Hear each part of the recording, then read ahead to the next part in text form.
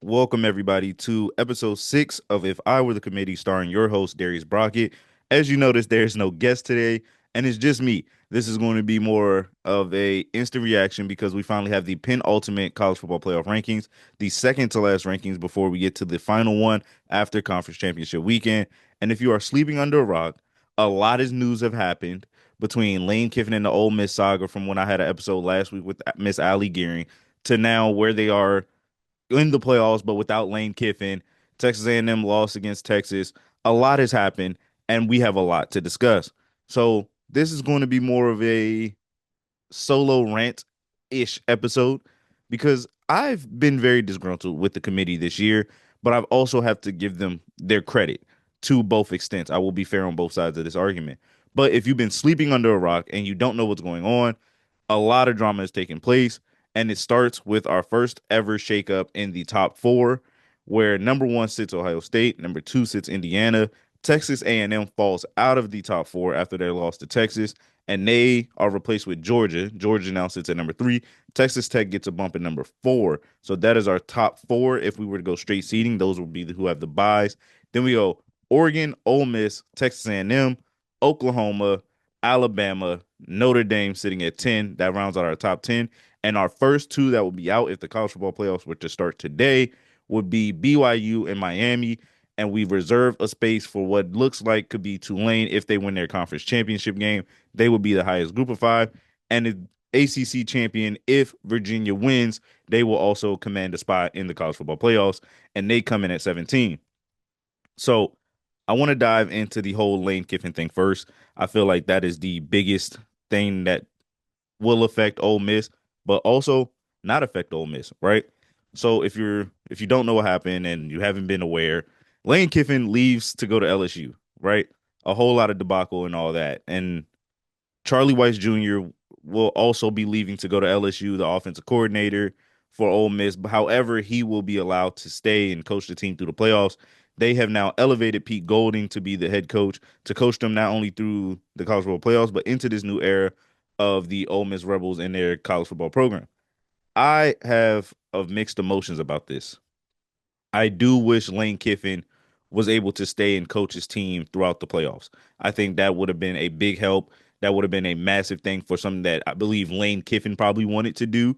But I also understand athletic director Keith Carter having to make a statement and putting his foot down and saying, hey, if you're going to leave, just go out the door. We have to find a way to keep going instead of having you lingering around, knowing that there's not only your heart's not really, your heart or mind may not be 100% committed to what we're doing.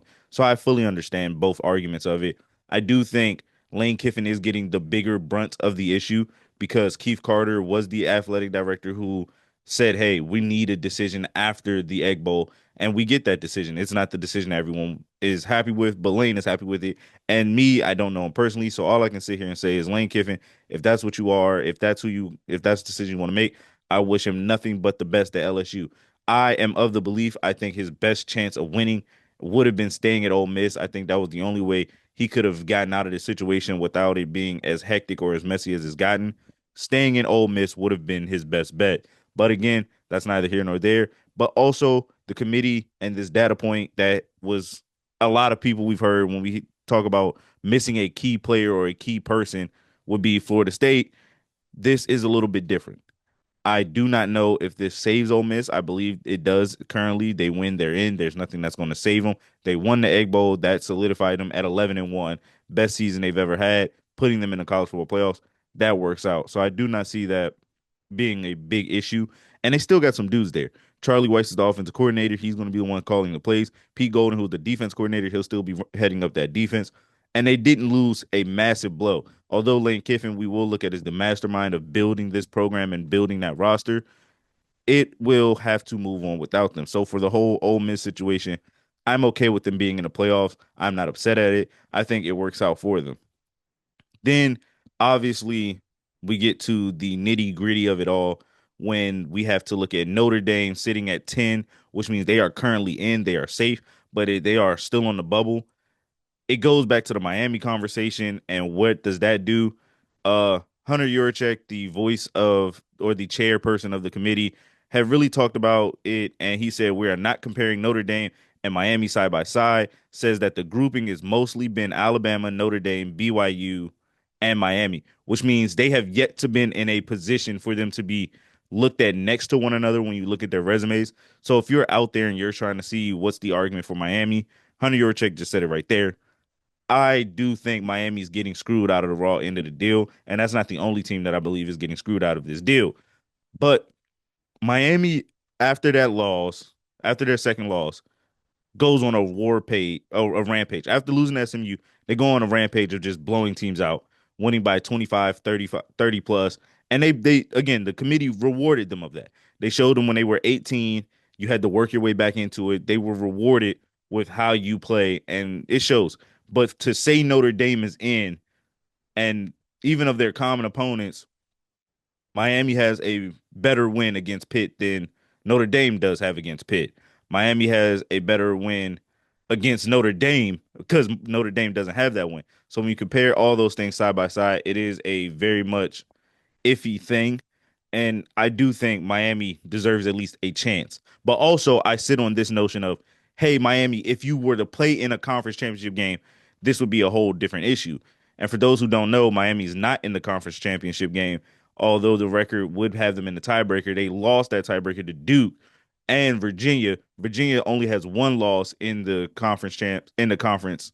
And oddly enough, they played 9 conference games. For those people who don't know, they played against NC State and they lost that game, and that was not considered a conference game. So Virginia, it's all up to you guys to represent the ACC in one way or another.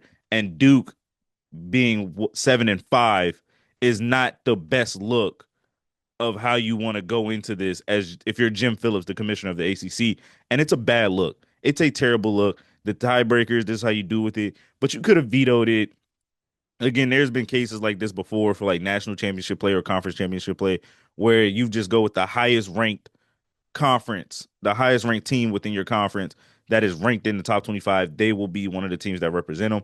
So Miami, if you guys were to do your job, we wouldn't be in this conversation to begin with. But I do think it's a crime for Miami and Notre Dame still not being ranked side by side.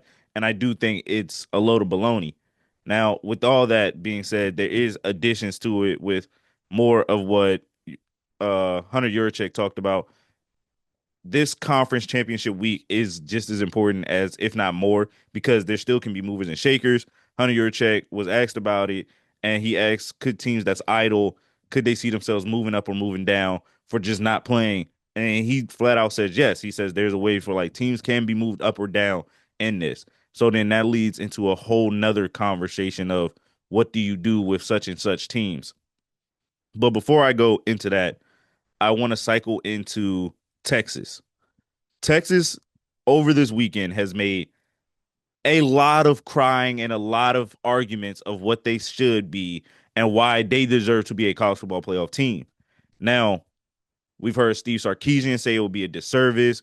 We've heard him on SEC Network. We've heard him after they won against Texas A&M. He's making a valid case. I do believe he has a point. They are a college football playoff team. However, I do not think they are a college football playoff team for this current playoff. Why? They have 3 losses. And I know if we just go off wins and losses, then that shouldn't matter. Well, what saved them is their loss against Ohio State. I think too many times we look at that loss and we just go, that's a good loss. But I believe that is a saving and a damning loss. That is what keeps Texas alive in this entire conversation. They made the biggest jump in last week's rankings to this week's, going from 16 all the way to 13, jumping Vanderbilt. And why they jumped Vanderbilt was a head-to-head matchup against one another. They beat Vanderbilt, so clearly that's why they get the nod there. Which is, again, fine. That's fine. You can make that head-to-head case argument because they are right neck and neck, right side by side one another. And so I'm okay with that. But I do also think Vanderbilt gets screwed out of it. The issue that I have with Texas, my issue with Texas is that you guys are complaining about your scheduling and your tough conflict, but you're not acknowledging that your worst losses was losing by 25 points to Georgia and getting beat by a terrible Florida team. That is the argument. And then you have the rhetoric of people going out their way of saying that Texas, although they play a tougher schedule within the SEC, or you have to hear coaches throwing people under the bus of this, oh, we didn't have to run up the score to show that we look good. There's also a common opponent within that as well. Florida is the key within all of this. And I think that is what we ignore. That is the damning loss on Texas. Texas, if you play that game and you win that game, you will be a 10-2 team that is comparable to again a Miami, and that could possibly put you in the head ahead ahead Miami, or can put you in a conversation ahead BYU. So again, the loss against Florida, I think, is more damning than your loss against Ohio State. And this leads into a whole conversation of non-conference scheduling. Are we going to start seeing teams schedule weaker opponents? And by weaker, I don't mean they're just terrible, but more inferior opponents, i.e., your Texas versus uh Southern Miss, Alabama, Wachatu, like, and I say that as like they're going to schedule these FCS schools, they're going to schedule a Sun Belt school just so they can get a quote unquote easy win on the schedule. I am not in favor of that. I actually applaud Texas. I applaud teams if you are in the eyes of the committee. I applaud those teams for playing those games because even if you lost, it shows it benefits you in the long run. I'm not saying every week has to be a dogfight. I'm cool if you were to have one cupcake game on your schedule. But again, I would applaud you for going out your way to play non-conference.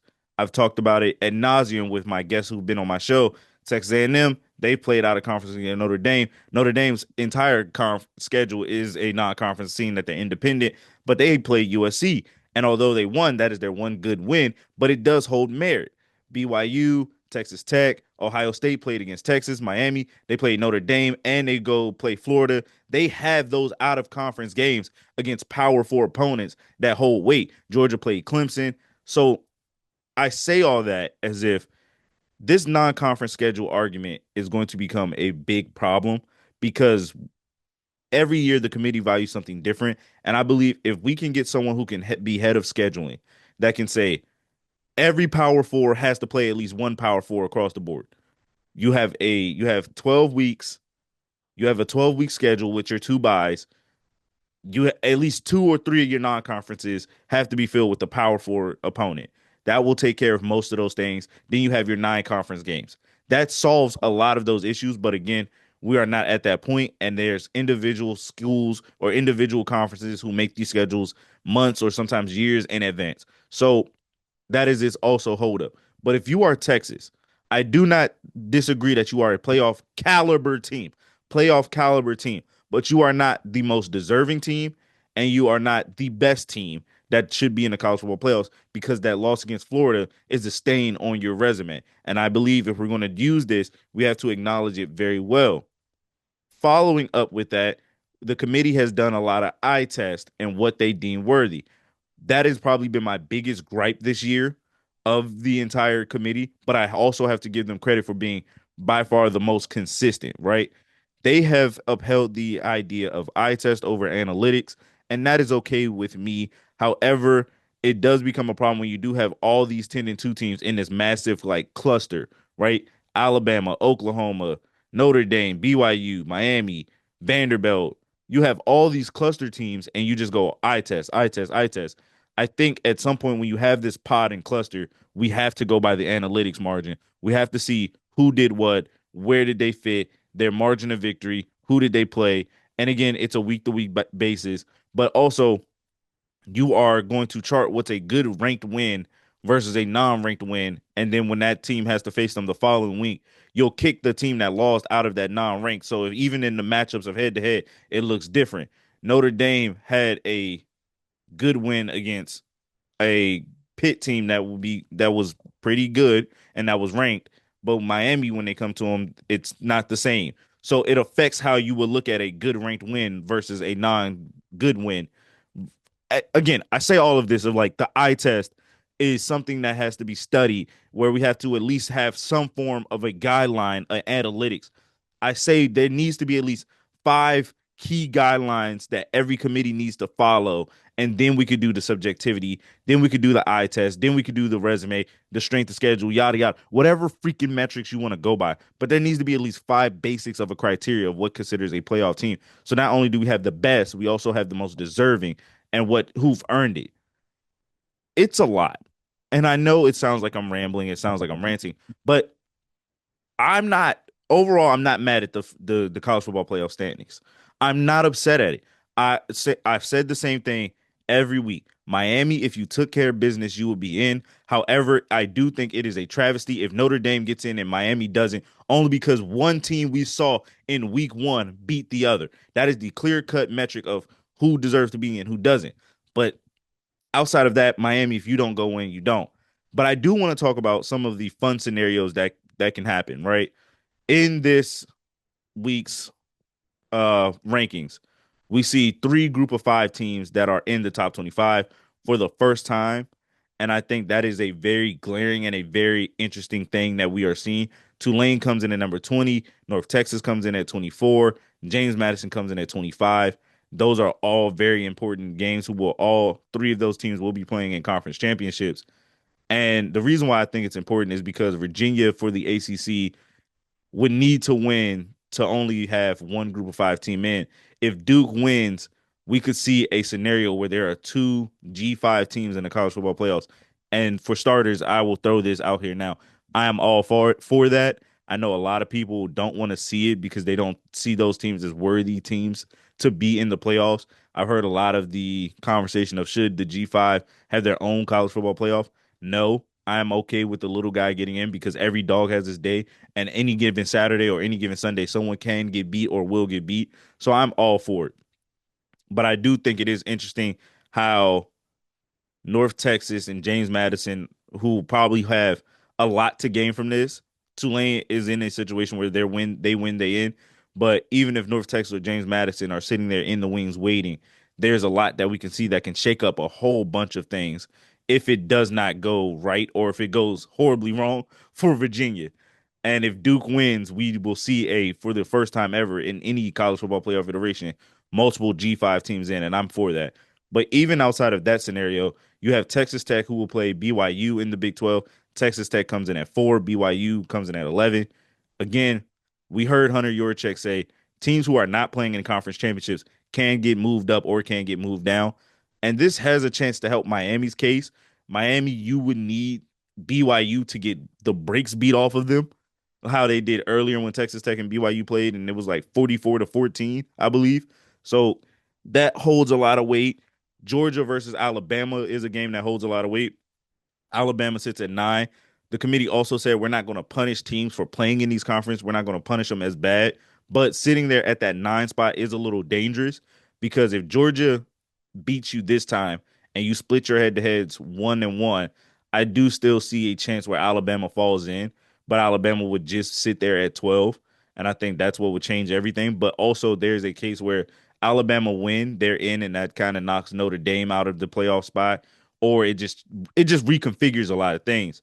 So there's a lot of interesting storylines still going on within the college football playoffs that I'm all for. I just think we have to come to some set of agreement on how we look at this.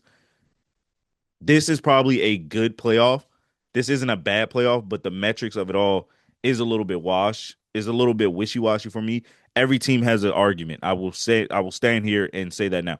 Every freaking team has an argument. Again, Texas, they said they beat three top 10 ranked teams. They did. They beat Oklahoma, they beat Texas Tech. They have three top 10 wins. So like I have to give them credit for that. But then you lose to Florida. They beat Vanderbilt when Vanderbilt was in the top 10. So like you have to give credit to that.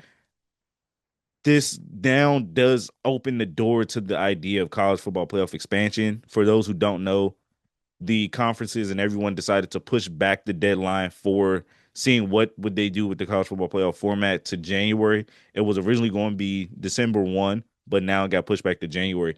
I think this ranking and next week's ranking will be the ultimate two that will spark the idea of expansion and what should happen and where do we go from there. I am not for expansion. I still think 12 is really good, but I do understand the argument on that teams 10 through 18 all have a valuable case on why they deserve to be in and why we could see this expand to 16. Am I for it in present day? I'll say no. I think 12 is perfect. Not everybody deserves a participation medal for just being in the top 25. You have to earn your right to be there. Some teams it matters when you lose, and we saw that case with Miami. We see that case with USC. We see the case with Vanderbilt and Texas and so on and so forth. And even Notre Dame losing early automatically helps them out because the teams they lost to are still in the playoff hunt. So I'm not in this present day for a expansion of 16 or even 24, but I do understand where people will come from if that becomes put on the table. But that's just how I look at the college football playoff rankings this year. But until then, I will see you guys next time. Thank you again for listening to another episode of If I Were the Committee. Next week, I will have a guest. Still working on that in the books. So don't get used to me by myself. This was again more of a rantish episode, a ranting episode, because there's a lot of narratives that are starting to get thrown out there. And I do not like the brand bias. I had Ali on last week and we talked about how the SEC will find ways to put their guys forward, which again, all fine. Rep your conference, rep your set. But Texas being the team that you want to root for, given that they lost to Florida, is not what I would do if I had to argue it. I argue Vanderbilt if I was an SEC person. So it's like I said, this was more of a rant episode of my instant reactions of how I looked at everything last night, and I held off specifically to record it to today. You guys let me know in the comments, who do you see, who deserves to be in, who deserves to be out? Does Texas have a valid argument?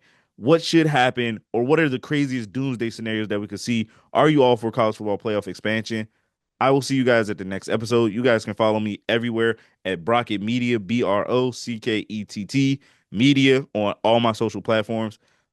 Stay in tune because next week it'll be the final edition of the college football playoff rankings, which means it'll be the final season episode of If I Were the Committee season 2. So you guys let me know, and let me know if you guys want more of this. I may continue more college football talk throughout the playoffs and just do preview shows and just things of that nature with guests on, and we just talk about matchups. Let me know in the comments what you want to see. Until next week, I'm Darius Brockett, and I will see you guys later.